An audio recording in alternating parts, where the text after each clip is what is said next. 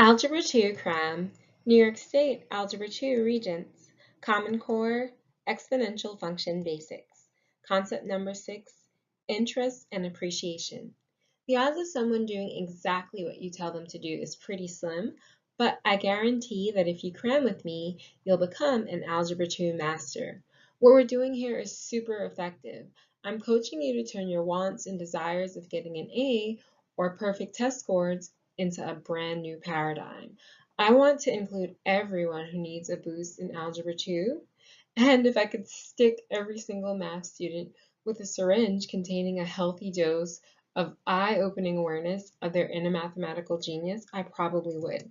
So inbox me at memedicine@gmail.com to order and purchase your healthy dose of Algebra 2 by getting the complete cram session beyond the exponential function application basics, okay?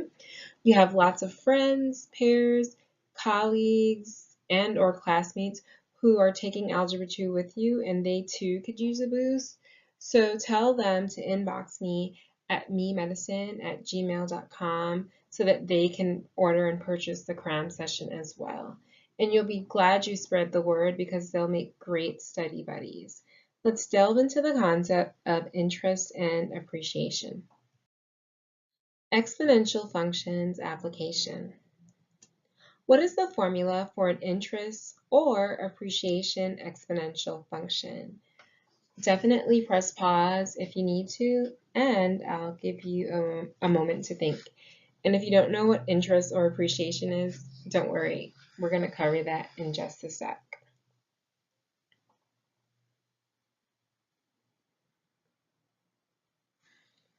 All right, so hopefully by now you were able to press pause and arrive at an answer.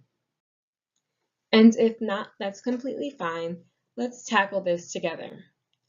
In the general format for the exponential function, you have y equals b to the x, where b is the base or a constant, x is the exponent, and y is the answer or the power.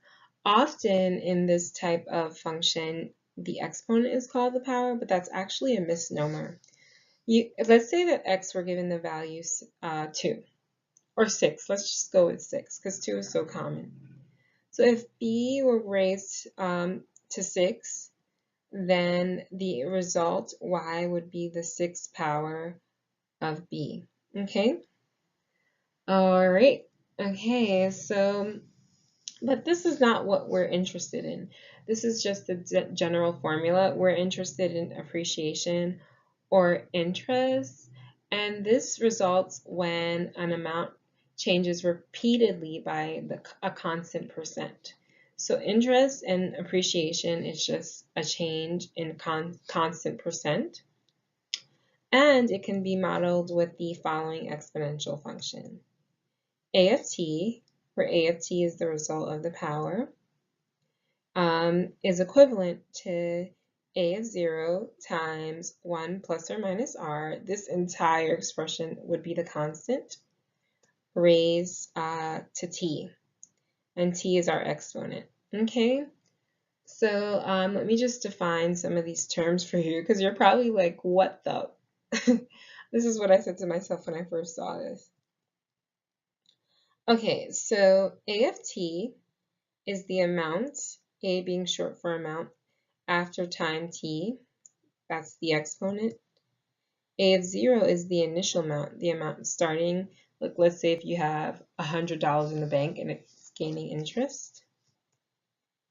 100 would, not 100, would be the initial amount.